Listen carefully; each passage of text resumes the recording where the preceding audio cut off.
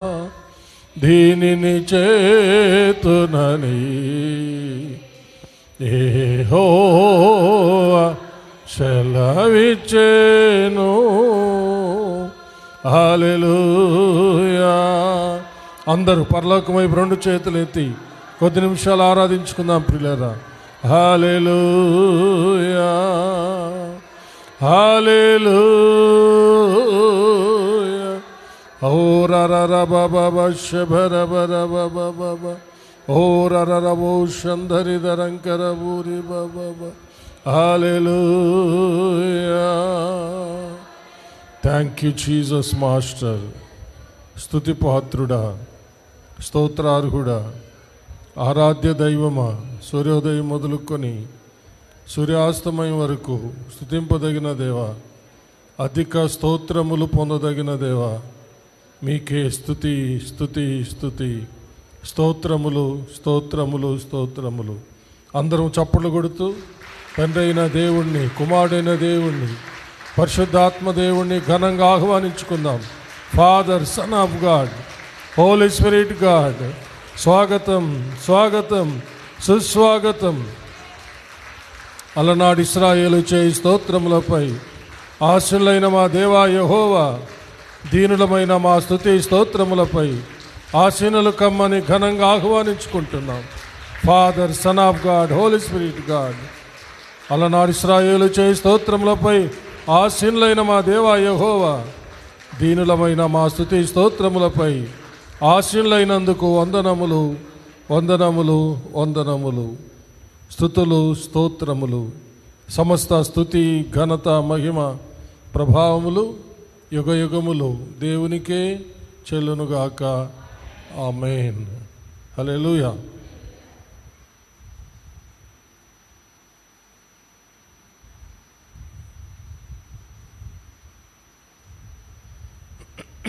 అలాగే నిల్చొని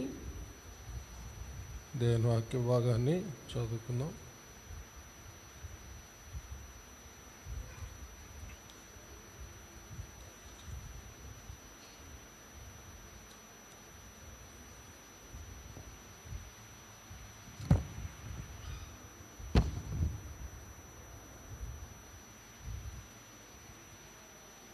కీర్తనల గ్రంథము 34వ కీర్తన. కీర్తనల గ్రంథం 34వ కీర్తన 10వ వచనాన్ని చదువుకుందాం. తీసారా? కీర్తనల గ్రంథము 34వ కీర్తన 10వ వచనం.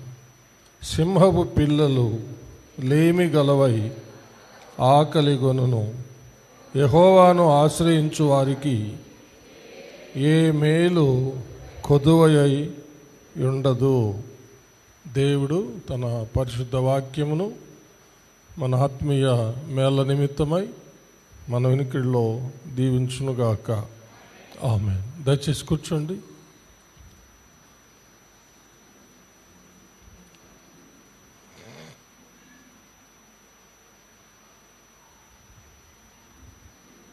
ప్రార్థన చేసుకుందాం. మహాపరిశుద్ధుడు అయిన మా ప్రియ పరలోకపు తండ్రి, దయగలిగిన మా దేవ యెహోవా, మీకు వందనములు స్తుతులు స్తోత్రములు చెల్లిస్తున్నాము. మీ దీన దాసుడునైన నన్ను మీ సిలువ చాటున మరుగు చేసుకొని నాతోనూ మా అందరితోనూ మాట్లాడమని క్రీస్తు పేర వేడుకొంచున్నాము తండ్రి. ఆమేన్. హల్లెలూయా. చదివిన వాక్యములో నుండే ఒక అంశాన్ని నేను తీసుకున్నాను.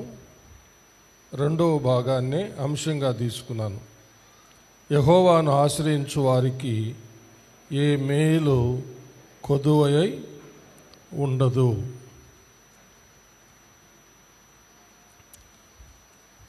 సింహ పిల్లలు లేమి కలిగి ఆకలి ఉంటాయంట.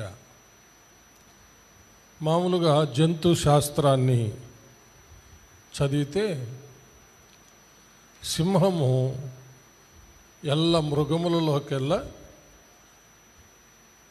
శక్తి కలిగినటువంటిది. అంత మాత్రం కాకుండా అది అడవికి రాజు. అలాగే జంతు శాస్త్రాలు ఏం చెప్తున్నాయంటే సింహము చాలా నీతి కలిగిందని కూడా జంతు శాస్త్రాలు చెప్తున్నాయి. అందుకనే సింహాన్ని రాజుగా వర్ణించడం జరిగింది, రాజుతో పోల్చడం జరిగిందన్నమాట. అయితే దానికి ఉన్నటువంటి బలశౌర్యాలు, దానికి ఉన్నటువంటి నీతి, దానికి ఉన్నటువంటి రాజుకు తగినటువంటి, అంటే అడవికి రాజుగా తగిన గుణలక్షణాలు అన్ని స్టడీ చేసింది ఎవరంటే సమస్త సృష్టి మీద అధికారం పొందినటువంటి, సర్వ సృష్టి మీద రాజుగా చేయబడినటువంటి మానవుడే. హల్లెలూయా. మానవుడికి తెలిసింది దాని యొక్క బలము, దాని యొక్క శక్తి, దాని యొక్క నీతి, రాజుకు తగినటువంటి గుణలక్షణాలు. అయితే ఆ సింహానికి మాత్రం అవేవి తెలియవు. సింహానికి మాత్రం అవేవి తెలియవు. అడవికి రాజునని కానీ, లేకపోతే తను ఒక నీతి కలిగి ఉందని కానీ, రాజుకు తగిన లక్షణాలు తనలో ఉన్నాయని కానీ, తను దేనినైనా వేటాడి తన పిల్లలకు ఆహారం పెట్టుకోగలదని కానీ దానికి ఏమాత్రము తెలియదు. దానికి ఆ జ్ఞానము, ఆ ఆత్మ లేదు. అది మానవులకు మాత్రమే దేవుడు అనుగ్రహించాడు అన్నమాట. మానవుడికి మాత్రమే ఆత్మ ఉంది కాబట్టి మానవుడు తెలుసుకోగలిగాడు. కానీ దానికి ఏమాత్రం తెలియదు. కానీ దాన్ని స్టడీ చేసిన శాస్త్రజ్ఞులకి తెలిసింది, పండితులకి తెలిసిందన్నమాట. అయితే నీకు నాకు దేవుడు ఆత్మనిచ్చాడు కాబట్టి మనము సమస్తాన్ని కూడా స్టడీ చేయగలం. మనం ఏమై ఉన్నామో తెలుసుకోగలం, మనం ఏం చేయాలో తెలుసుకోగలం, ఏం చేసుకోగలమో కూడా తెలుసుకోగలం. కానీ అవన్నీ దానికి తెలియవు. కానీ దాంట్లో దేవుడే ఏ ఏ జంతువుకు తగినటువంటి శక్తిని, సామర్థ్యాన్ని, జ్ఞానాన్ని, తెలివిని, వివేకాన్ని అన్నింటినీ దేవుడు వాటిల్లో సృష్టించినప్పుడే వాటిలో పెట్టేశాడనమాట. అంతే. హల్లెలూయా. వాటిని చూసి వాటిని స్టడీ చేసి మనము తెలుసుకొని శాస్త్రాలు రాసుకున్నాం, అంతే. ఇది ఈ మొదటి భాగము ఆకలిని గురించినటువంటి విషయం. ఆకలి అంటే సింహము తన పిల్లలకు ఆకలి తీర్చగలదని, అంటే దాని యొక్క శక్తి, దాని యొక్క సామర్థ్యాన్ని బట్టి దేన్నైనా వేటాడి తన పిల్లలకు ఆకలి తీర్చగలదు అని మానవుడు లెక్కగట్టాడు అన్నమాట. మానవుడు లెక్కగట్టాడు. కానీ బైబిల్ ఏం చెప్తుందంటే మనము లెక్కగట్టిన ప్రకారము అది పిల్లలకు కొదువు లేకుండా ఆహారము పెట్టలేదు అని ఇక్కడ మనకు అర్థమవుతుంది. అంటే అంత అడవికి రాజు, మృగరాజు, అడవికి రాజు ఎంతో శక్తి కలిగినది అయినప్పటికీ తన పిల్లలకు అది ఆహారం పెట్టలేని పరిస్థితులు వస్తాయని బైబిల్ చెబుతుంది. హల్లెలూయా. ఒకవేళ ఎవరైనా శాస్త్రజ్ఞులు జంతు శాస్త్రాన్ని బాగా స్టడీ చేసిన వాళ్ళు కూడా చెప్పొచ్చు ఒకవేళ. కానీ వాళ్ళందరూ ఆ శాస్త్రాలు రాయకముందే బైబిల్లో స్పష్టంగా రాయబడిపోయింది. హల్లెలూయా. అయితే యెహోవాను ఆశ్రయించేటటువంటి నీకు నాకు మనకు మాత్రము ఏ కొదువ ఉండదు. హల్లెలూయా. ఏ మేలు కొదువ ఉండదంట. ఇది మొదటి భాగం ఆకలి గురించిన సందర్భం అయినప్పటికీ రెండవ భాగంలో ఏ మేలు కొదువై ఉండదు అంటే ఒక ఆకలి దప్పికల విషయమే కాదు, ఏ విషయంలోనైనా సరే మానవుడు వేటిలో ముడిపడి ఉన్నాడో వాటన్నిటిలో కూడా ఏ కొదువ లేకుండా దేవుడు అనుగ్రహిస్తాడనమాట సమస్తాన్ని. హల్లెలూయా. అది దీని యొక్క భావం. యెహోవాను ఆశ్రయించు వారికి ఏ మేలు కొదువై ఉండదు. అంటే ఏ విషయంలోనైనా, ఏ సందర్భంలోనైనా, ఏ స్థితిలోనైనా మేలు చేయగల దేవుడు. హల్లెలూయా. కానీ అడవికి రాజు, మృగరాజు అయినటువంటి చాలా బలమైనటువంటి శక్తి కలిగిన సింహమైనా సరే తన పిల్లలకు ఆహారం పెట్టలేని పరిస్థితి, ఆకలి తీర్చలేని పరిస్థితి వస్తుంది. కానీ యెహోవాను ఆశ్రయించినటువంటి నీకు నాకు మాత్రము అలాంటి పరిస్థితి ఏనాడు రాదు. హల్లెలూయా. అందుకనే మనము యెహోవానే ఆశ్రయించాలి. హల్లెలూయా. దేవునికి మహిమ కలుగును గాక. ఏ విషయమైనా, ఏ సందర్భమైనా, ఏ స్థితిలోనైనా ఎవరిని ఆశ్రయించాలి? యెహోవానే ఆశ్రయించాలి. కొన్ని బైబిల్ లేఖనాల నుంచి కొన్ని సందర్భాలు మీకు జ్ఞాపకం చేస్తాను. మొదటిగా దినవృత్తాంతాల 2వ గ్రంథం 14వ అధ్యాయము. దినవృత్తాంతాల 2వ గ్రంథం 14వ అధ్యాయము 7వ వచనాన్ని చదువుకుందాం.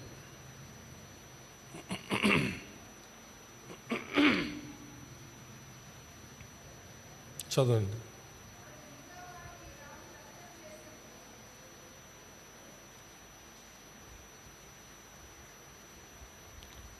అతడు యోధావారికి ఇలాగూ ప్రకటన చేసెను, మన దేవుడైన యెహోవాను మనము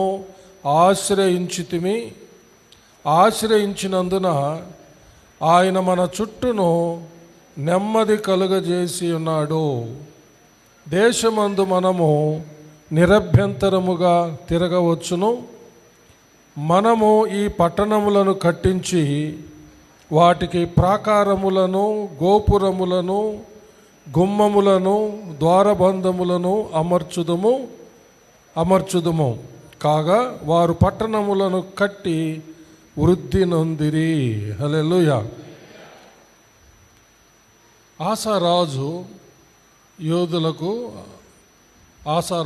యూదులను ఆసారాజు పరిపాలించేటటువంటి దినాలన్నమాట అవి. హల్లెలూయా. తన ప్రజలకు యెహోవాను ఆశ్రయించేది నేర్పించాడు. తన ప్రజలకు చెప్పండి, యెహోవాను ఆశ్రయించేది నేర్పించాడు. వాళ్ళకు నేర్పించి తను ఆశ్రయించకుండా ఉండలా, వారితో పాటు తను కూడా యెహోవాను ఆశ్రయించాడు. ఆ మాట చెప్తున్నాడు, మనము యెహోవాను ఆశ్రయించితిమి కనుక మనకు దేవుడు నెమ్మది కలుగజేశాడు అంటున్నాడు. హల్లెలూయా. చుట్టుపక్కల ప్రతి రాజ్యముతో, చుట్టుపక్కల ఉన్నటువంటి రాజ్యాలతో పోరాటాలు లేకుండా, యుద్ధాలు లేకుండా దేవుడు నెమ్మది కలుగజేశాడంట. హల్లెలూయా. వాళ్ళు నిరభ్యంతరంగా, శత్రువుల భయము లేకుండా తిరుగుతూ సంచరిస్తూ వారు పట్టణాలు కట్టుకొని, పట్టణాలకు ప్రాకారాలు కట్టుకొని వాళ్ళు ఎంతగానో వర్ధిల్లారంట. హల్లెలూయా. ఆ మాట ఆయన చెప్తున్నాడు, మనము యెహోవాను ఆశ్రయించితిమి కాబట్టి, హల్లెలూయా, మనకు చుట్టూ నెమ్మది కలిగింది, దేవుడు కలుగజేశాడు అని. హల్లెలూయా. ఈ విషయం ఆలోచిస్తున్నారా? ఎంతమంది నెమ్మది లేదు అని చెప్పేవాళ్ళు ఉన్నారు? ఇప్పుడు చర్చిలో ఉన్న మీరు ఎంతమంది నాకు నెమ్మది లేదు అని చెప్పేవాళ్ళు ఉన్నారు? చేయొద్దండి. ఏ విషయంలోనైనా సరే. అయితే ఒక్కరైతే అంటే అందరికి బాగా నెమ్మది ఉందా? మీరు యథార్థంగా ఎత్తితే దేవుడు సహాయం చేస్తాడు. అన్ని విషయాల్లో నెమ్మది అనుభవిస్తున్నారా? భార్యాభర్తల మధ్య నెమ్మది అనుభవిస్తున్నారా? అన్నదమ్ముల మధ్య, అప్పజెల్లెల మధ్య, అత్తకోడల మధ్య, ఇరుగు పొరుగు వారి మధ్య, బంధువుల మధ్య, స్నేహితుల మధ్య నెమ్మది అనుభవిస్తున్నామా? బయట కంటికి కనబడకుండా సైతాను సంబంధులు అన్నిలు నానా విధాలుగా మన వెనక గుంటలు దవ్వుతూ ఏమేమో చేస్తుంటే నెమ్మది అనుభవిస్తున్నామా? ప్రభుత్వాలే, ఆఖరికి మన ప్రభుత్వం కూడా, మన కేంద్ర ప్రభుత్వం క్రైస్తవులమైన మనకు భయంకరమైనటువంటి వ్యతిరేకత తీసుకొని రావడానికి ప్రయత్నిస్తూ ఉంటే నెమ్మది ఈ లోకంలో ఉందా? ఎక్కడ చూసినా క్రైస్తవులను భయంకరంగా హింసపెట్టి చంపుతూ, భయంకరంగా నానా విధాలుగా మానభంగం చేస్తూ, అత్యాచారాలు బహిరంగంగా ఊరేగిస్తున్న నోరు మెదపలేని ప్రధానమంత్రి, మంత్రులు, రాష్ట్ర మంత్రులు పెదవి విప్పలేని, సానుభూతి చెప్పలేని, ఖండించలేని దౌర్భాగ్యపు స్థితిలో మన యొక్క భారతదేశం రాష్ట్రాలు ఉన్నాయి ఈ రోజుల్లో. ఎంతో దుఃఖకరమైనటువంటి విషయం. ఇలాంటి పరిస్థితుల్లో మధ్య మనం పోతూ ఉన్నాం. మన గృహాల్లో, మన హృదయాల్లో నెమ్మది ఉందా? ఇలాంటి పరిస్థితుల్లో మనకి ఎక్కడ నెమ్మది, ఎక్కడ శాంతి, ఎక్కడ సమాధానం? మన చుట్టుపక్కల, అలాగే మన ప్రభుత్వాల్లో, కేంద్ర ప్రభుత్వం కానీ, రాష్ట్ర ప్రభుత్వం కానీ, అంతా ఎక్కడ చుట్టుపక్కల దేశాల ద్వారా కానీ ఎలా నెమ్మది వస్తుంది? ఈ వాక్యాన్ని బట్టి మనం అర్థం చేసుకుంటే ఒకే ఒక మార్గం, సర్వశక్తి కలిగినటువంటి దేవుడు యెహోవా యేసయ్యను ఆశ్రయించడంలోనే నెమ్మది అనేది ఉంది. హల్లెలూయా. అది ఆయనకు మాత్రమే సాధ్యము. చప్పలు కొట్టి దేవుణ్ణి మహిమ పరుస్తాము. హల్లెలూయా. కాబట్టి నాకు నెమ్మది లేదు అని వాళ్ళకి వీళ్ళకి చెప్పుకోవడం వల్ల ప్రయోజనం ఏమీ లేదు. ఆసారాజు తన ప్రజలకు, తన దేశ ప్రజలకు సెలవిచ్చి మనమందరము యెహోవాని ఆశ్రయిస్తాము, మన మధ్యనున్న విగ్రహాలన్నిటినీ తీసి పడేస్తాము, పగలగొట్టి పడేస్తాము, వాటి వల్ల నెమ్మది లేదు.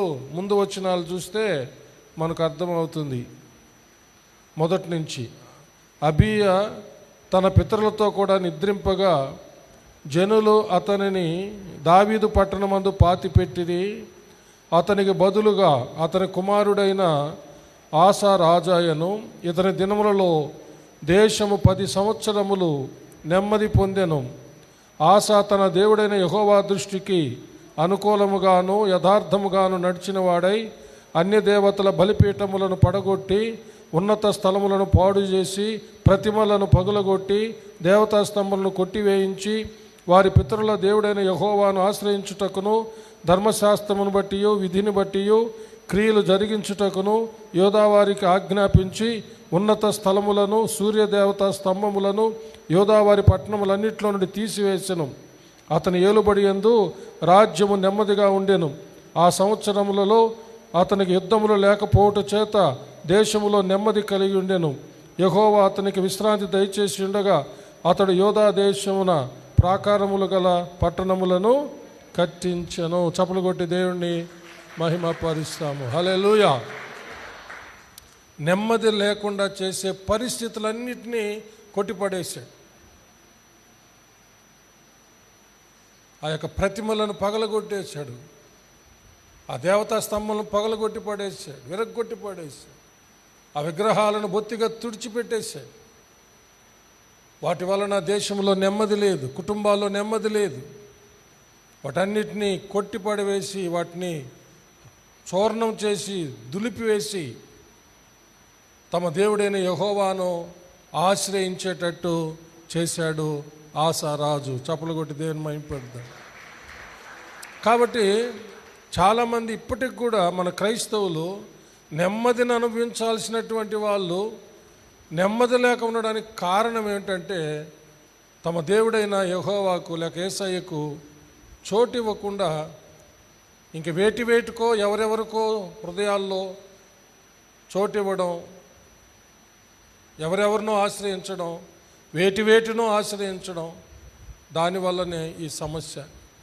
అందుకని ఇలాంటి సందర్భాలు మనం చదివి ధ్యానించేటప్పుడు మన జీవితంలో దేవునికి వ్యతిరేకమైనవేవేవి మనము మన హృదయాల్లో, మన కుటుంబంలో, మనం ఏమైతే కలిగి ఉన్నామో, వ్యాపారస్తులు వాళ్ళ వ్యాపారాల్లో, ఉద్యోగస్తులు వారి ఉద్యోగాల్లో, స్టూడెంట్స్ వారి విద్యార్థి దశలో, ఇంకా సేవకులు వారి సేవల్లో, గృహిణులు కుటుంబాల్లో ఏవేవి దేవునికి వ్యతిరేకమైనవి రూపించుకొని పెట్టుకొని యెహోవాను ఆశ్రయించకుండా ఎవరినో లేక వేటినో ఆశ్రయిస్తూ ఉంటే ఒకవేళ మనుషుల్ని ఆశ్రయిస్తున్నారేమో. అందుకని బైబిల్ చాలా స్పష్టంగా చెబుతుంది, మనుషులను నమ్ముకోవడం కంటే యెహోవాను ఆశ్రయించడం మేలు, రాజులను నమ్ముకోవడం కంటే యెహోవాను ఆశ్రయించడం మేలని ఎంతో స్పష్టంగా చెబుతున్నటువంటి విషయాలు ఇవి. కాబట్టి ఈ రాత్రి ఒకసారి మనము ఆలోచించాలి. ఏ విషయంలోనైనా సరే ఒకవేళ నిన్ను పట్టి పీడించే వ్యాధి వల్ల నీకు నెమ్మది లేదేమో, ఒక జబ్బు, ఒక రోగం, ఒక దీర్ఘకాల జబ్బులతో నీవు నెమ్మది లేకుండా మనం ఉన్నావేమో, అది నిన్ను పట్టి పీడిస్తూ ఉందేమో, ఒక శాపం నిన్ను అల్లాడిస్తూ ఉందేమో, నిన్ను నాశనం చేస్తూ ఉందేమో, ఎంత ప్రయత్నించినా నీ జీవితంలో ఒక సమస్య నుండి విడుదల పొందలేకపోతున్నావేమో, ఒక వ్యాధి నుంచి విడుదల పొందలేకపోతున్నావేమో, ఈరోజైనా సరే ఈ వాక్యాన్ని వింటున్న నీవు విశ్వాసంతో నీకోసం నా కోసం ప్రాణత్యాగం చేసినటువంటి ప్రభువుని, ప్రాణమిచ్చి మరణించి సమాధి చేయబడి తిరిగి లేచిన మృత్యుంజయుడైన ప్రభువుని నువ్వు ఆశ్రయించి చూడు. చప్పలు కొట్టి దేవుని మహిమపడదాం.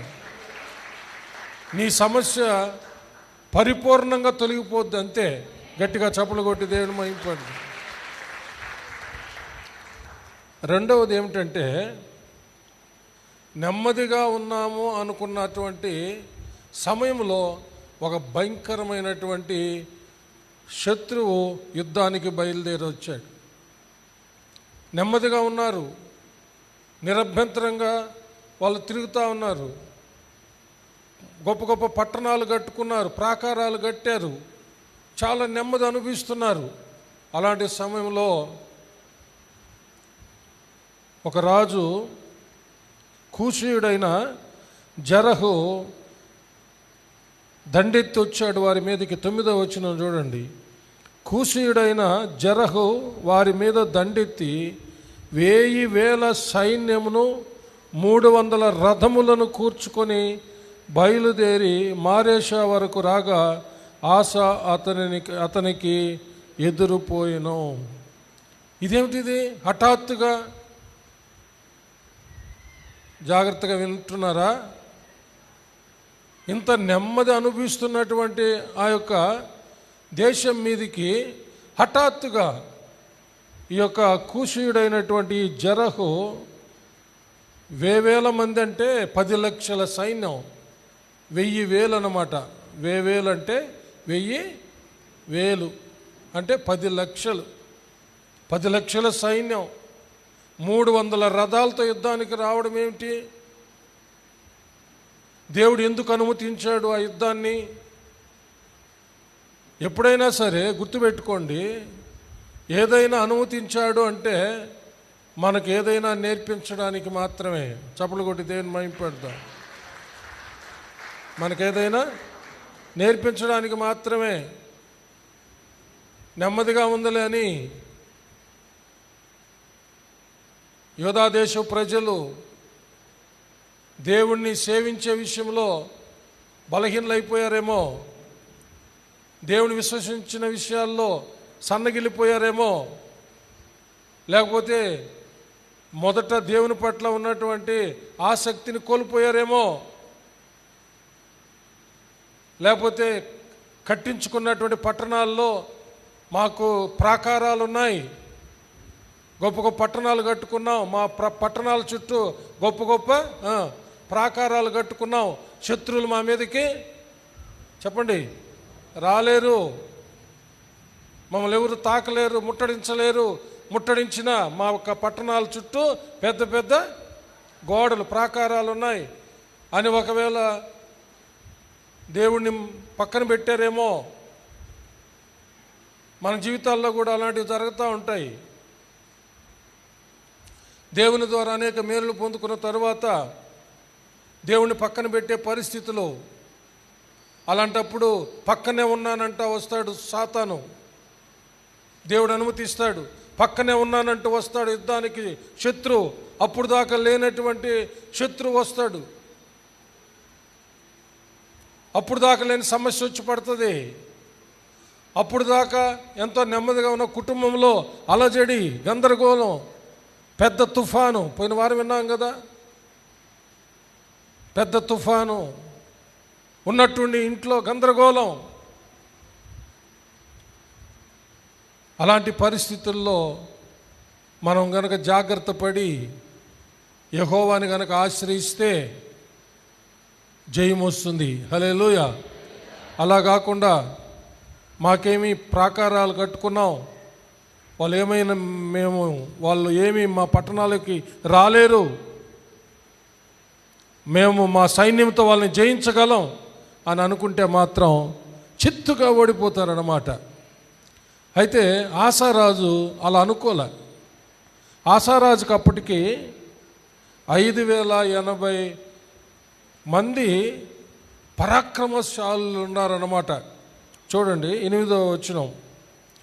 ఆ కాలమున డాళ్లను ఈటెలను పట్టుకొను 3 లక్షల మంది యోధావారును కేడెములు ధరించి విల్లు వేయు 2,80,000 మంది బెన్యామీనీయులను కూడిన సైన్యము ఆసాకు ఉండెను. వీరందరూ పరాక్రమశాలులయుండిరి. చప్పలు కొట్టాలా? హల్లెలూయా. అయితే ఆస పరాక్రమశాలులైనటువంటి 5,80,000 మంది ఉన్నారని చెప్పి ఆయన గర్వించల. హలో, నిజంగా అయితే 1000 మందికి ఒక్కడు సరిపోతాడు ఇశ్రాయేలు సైనికుడు. చప్పలు కొట్టి దేవుని మహిమపడతాం. ఏం చెప్పండి, చెప్పాలి. 1000 మందికి ఒక్క ఇశ్రాయేలు సైనికుడు సరిపోతాడనమాట. అంటే ఇశ్రాయేలులో ఒక వీరుడు 1000 మందిని అవలీలగా చంపగలడు అనమాట. అంత పరాక్రమం కలిగిన వాళ్ళు. దావీదైతే 10,000 మందిని అవలీలగా జయించగలిగినటువంటి పరాక్రమశాలి. ఇప్పుడు చెప్పండి, వాళ్ళు 10 లక్షల మందితో వస్తున్నాడు కదా, వాళ్ళని నిజంగా ఆ నిష్పత్తితో మనం చూస్తే ఆ 10 లక్షల మందిని జయించడానికి వీళ్ళు ఒక్కొక్కరు 1000 చొప్పున ఎంతమంది సరిపోతారా? 1000 మంది సరిపోతారు అంతే. ఎంతమంది? 1000 మంది సైనికులు సరిపోతారు. ఎవరు? ఈ 10 లక్షల మందిని జయించడానికి ఇశ్రాయేలీలు 1000 మంది చనిపోతారన్నమాట. ఎందుకని? 1000 మంది 1000,000 అనమాట. హల్లెలూయా. 1000,000 10 లక్షలు అనమాట. కాబట్టి ఒక 1000 మంది వాళ్ళని చాలు వాళ్ళకి. చప్పలు కూడా దేవుని మహిమపడతాం. Praise the lord. కానీ సహజంగా మానవులు ఏం ఆలోచిస్తారంటే, ఒక్కోసారి 10 లక్షల మంది కదా వాళ్ళు, నా దగ్గర ఉండేది 5,80,000 మందే కదా, 5,80,000 మందే కదా అని ఆలోచిస్తారు. అయినా ఏదేమైనా సరే తన దగ్గర ఉన్నటువంటి వాళ్ళ మీద ఆధారపడకుండా ఆస ఏం చేస్తాడు తెలుసా? యుద్ధ భూమిలోనే యెహోవాను ఆశ్రయిస్తాడు. చప్పలు కొట్టి దేవుని మహిమపడతాం. హల్లెలూయా. చెప్పండి, యుద్ధ భూమిలోనే యెహోవాను ఆశ్రయిస్తాడు. యుద్ధానికి కలిపి నాకేమి మా ఒక్కొక్క సైనికుడు ఒక్కొక్కడు 1000 మందిని చంపగలడని అనుకోలే. యుద్ధానికి కనెక్షన్ ఇచ్చి యెహోవా వైపు కనెక్షన్ పెట్టుకున్నాడు. చప్పలు కొట్టి దేవుని మహిమ పెడతాం. Praise lord. దేవునికి మహిమ కలుగునుగాక.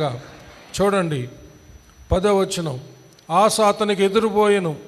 వారు మారేషాను వద్ద జపాతాను పల్లపు స్థలమందు పంక్తులు తీర్చి యుద్ధము కలుపగా ఆస తన దేవుడైన యెహోవాకు మొరపెట్టాడంట. హల్లెలూయా. ఇక్కడ యుద్ధము వీళ్ళు కలుపుకున్నారు. ఆస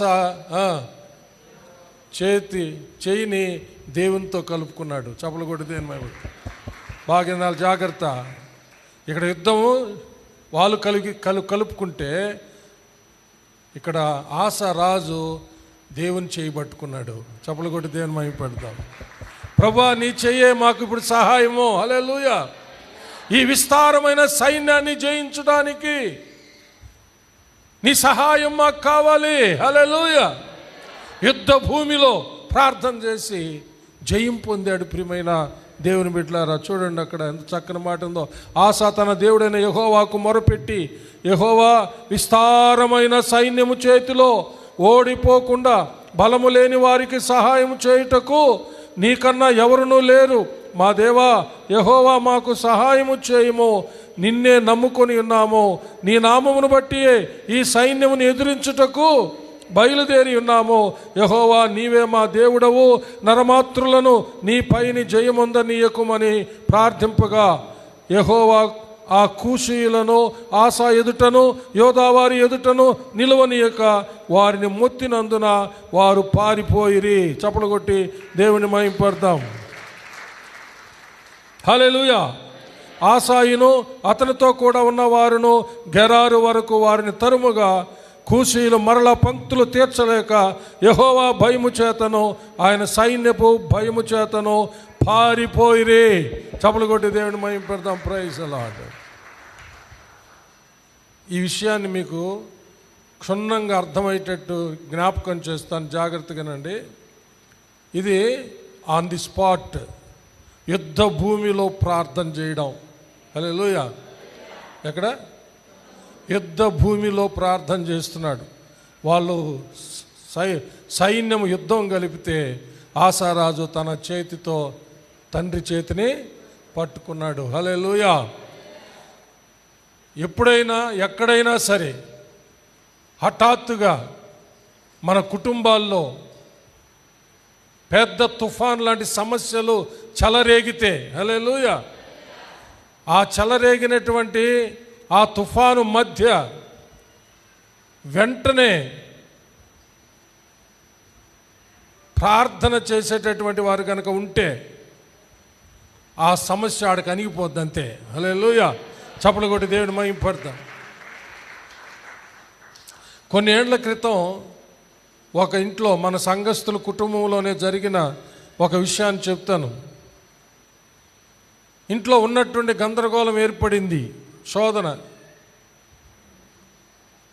వాదోపవాదాలు పెరిగిపోతున్నాయి. వీళ్ళు ఇలా మాట్లాడుకుంటున్నారు, ఏమవుతుందో అని చెప్పి ఆ ఇంట్లో ఉన్న అవిశ్వాసురాలైన తల్లి గదిలోకి బెడ్రూమ్లోకి వెళ్ళిపోయి తలుపేసేసుకొని దేవునికి ప్రార్థన చేసుకొని బయటకు వచ్చే లోపల అందరూ సోఫాల్లో కూర్చో ఉండారంట. చప్పలు కొట్టి దేవుని మహిమ పెడతారు. ఏం జరిగింది? ఆ యుద్ధ వాతావరణంలో, ఆ గందరగోళంలో దేవునికి మొరపెట్టేవారు ఒక్కరున్నందువల్ల ఆ చెలరేగినటువంటి ఆ భయంకరమైన తుఫాన్ అణిగిపోయినట్టుగా ఆ సమస్య అణిగిపోతుంది. అదే విశ్వాసి కనుక అక్కడ ఉంటే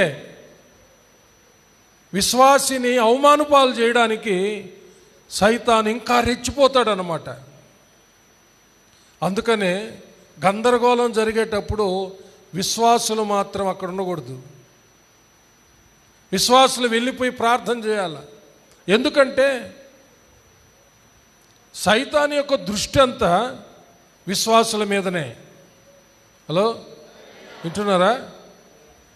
సైతాన్ దృష్టి అల్లరి చేస్తున్నటువంటి కుటుంబ సభ్యుల మీద కాదు, తాగుబోతైన భర్త మీద కాదు, లేక తిరుగుబోతైన భర్త మీద కాదు, లేక తిరుగుబాటు చేసే బిడ్డల మీద కాదు, ఆ ఇంట్లో ఉన్న విశ్వాసి మీదనే వాడి దృష్టి అంతా.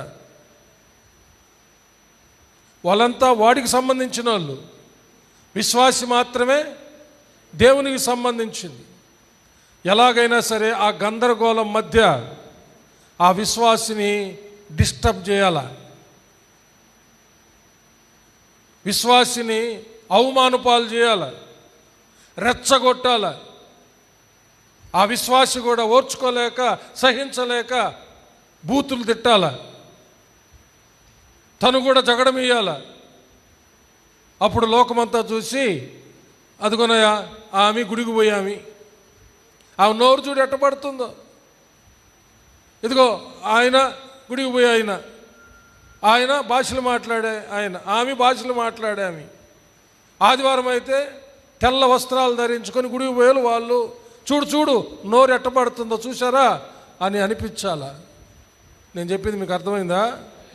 అందుకనే గుర్తుపెట్టుకోండి, ఎక్కడైనా సరే మన ఇంట్లో కానీ చుట్టుపక్కల కానీ ఎక్కడైనా భయంకరమైన జగడాలు జరిగే దగ్గర మాత్రం విశ్వాసులు అక్కడ ఉండకూడదు. వింటున్నారా?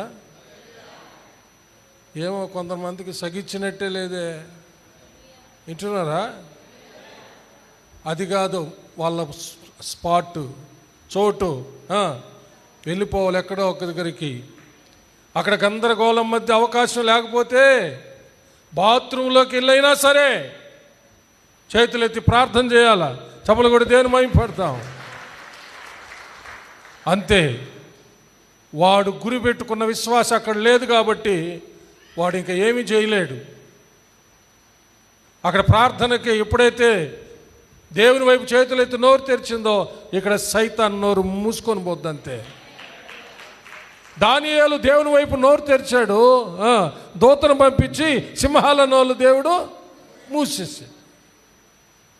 గుర్తుపెట్టుకోండి, ఎక్కడైనా ఎప్పుడైనా సరే విశ్వాసులైనటువంటి నీవు నేను మనం అలాంటి గందరగోళాలు జరిగే దగ్గర మాత్రం ఉంటే మాత్రం అది సద్దనగదు, అది ఎక్కువైపోతుంది. అక్కడి నుంచి లేచి పక్కకు రావాలా. హల్లెలూయా. ఎక్కడికి రావాలి? యేసయ్య దగ్గరికి రావాలా. చపలు కొట్టి దేవుని మహిమపడు.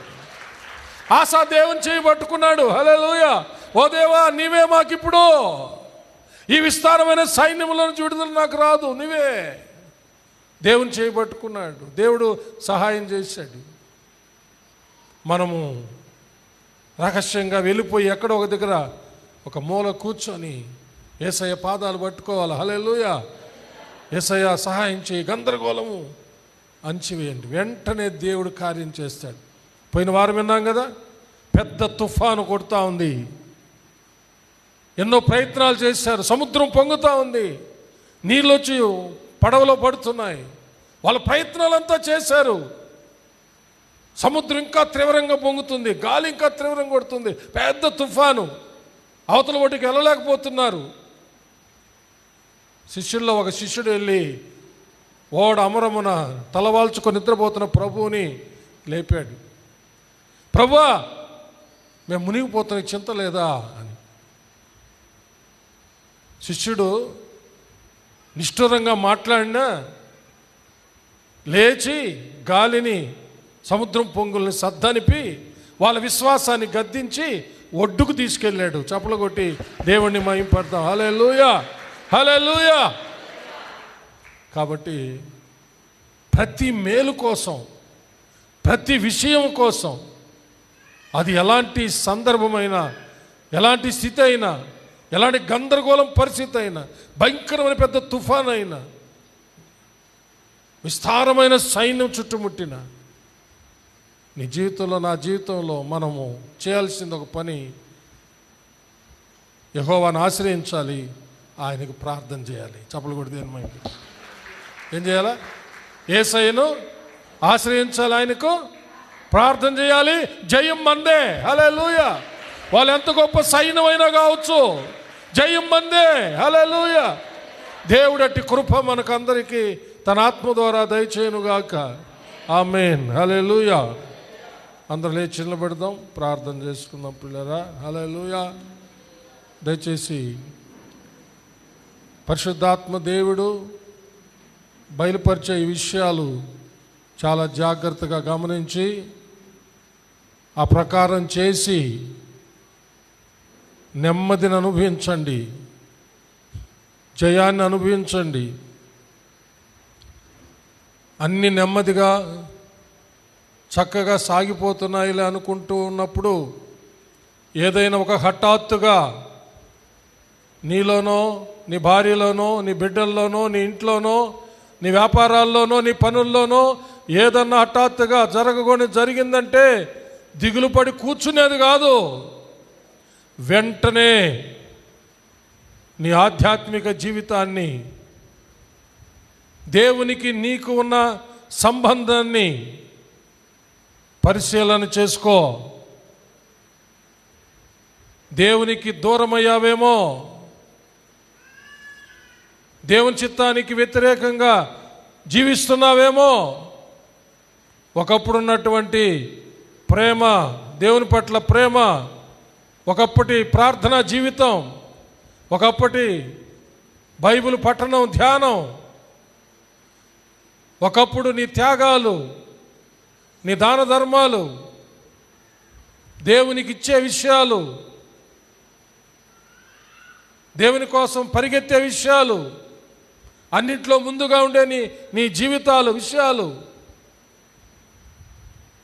ఏమైనా వెనకబడిపోయినావేమో. వెంటనే గనక గమనించుకొని బుద్ధి తెచ్చుకొని దేవుని వైపు తిరిగినట్లయితే, ఆయన ఆశ్రయించి ఆయనకు మొరపెట్టినట్లయితే, ఒకవేళ పశ్చాత్తాపడాల్సి వస్తే పశ్చాత్తాపడి, అవును ప్రభువా, నా జీవితంలో నేను చాలా చల్లారిపోయాను అని అప్పగించుకుంటే దేవుడు నిన్ను క్షమిస్తాడు, నిన్ను అంగీకరిస్తాడు. నువ్వు తిరిగి ఆయన ఆశ్రయించి ప్రార్థించావు కదా, తప్పకుండా మరలా నిన్ను ఆయన ఉన్నతమైన స్థాయికి తీసుకెళ్ళిపోతాడు. ఆయన ఎన్నడూ త్రోసివేయడు. ఆయన ఆశ్రయించిన వారిని ఎప్పుడు కూడా తోసేయడు. దయచేసి ఒక్క నిమిషం ఆలోచించండి. విన్న వాక్యాన్ని బట్టి నీ జీవితంలో ఒక్కసారి పరిశీలన చేసుకో. వదిలిపెట్టినటువంటి అలవాట్లు, పగలగొట్టినటువంటి విగ్రహాలు మళ్ళీ తెచ్చిపెట్టుకున్నామేమో. దేవుని కంటే ఎక్కువగా దేన్నైనా ప్రేమిస్తూ పూజిస్తూ ఉన్నామేమో.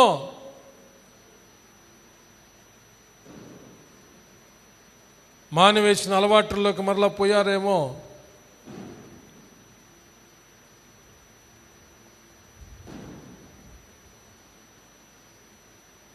మన జీవితాలని సరిచేసుకొని ఏ విషయమందైనా సరే ప్రభువుని ఆశ్రయించి ఆయనకు మొరపెడదాం.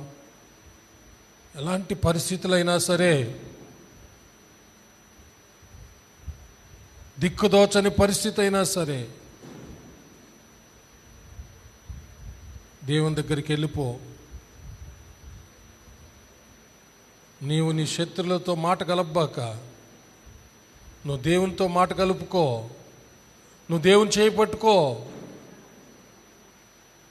దేవుని పాదాలను ఆశ్రయించు. నీ జీవితంలో దేవుని సహాయం నీకు దొరుకుతుంది. ఎవరెవరో చేయబట్టుకోవాలని ఆశపడబాక.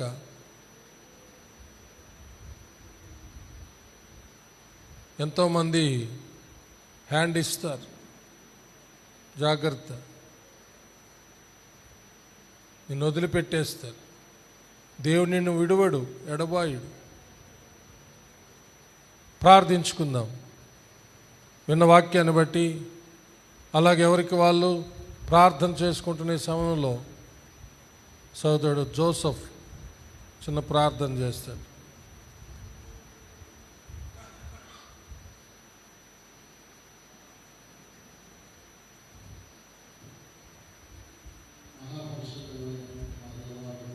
స్తోత్రములు స్తోత్రములు స్తోత్రములు స్తోత్రములు ప్రభా నాయన, మీ యొక్క ఆత్మ ద్వారా తండ్రి నా ప్రభా మమ్మల్ని పరిశుద్ధపరిచి తండ్రి నా ప్రభా నాయన మీ సన్నిధిలో తండ్రి నా ప్రభా నాయన దేవా స్తోత్రము తండ్రి నా ప్రభా మిమ్మల్ని మేము ఆశ్రయించేటటువంటి వారుగా తండ్రి నా ప్రభా నాయన మమ్మల్ని తండ్రి నా ప్రభా మీ యొక్క వాక్య లేఖనముల ద్వారా పురికొల్పినటువంటి దేవా వందనములు స్తోత్రములు స్తోత్రములు ప్రభా.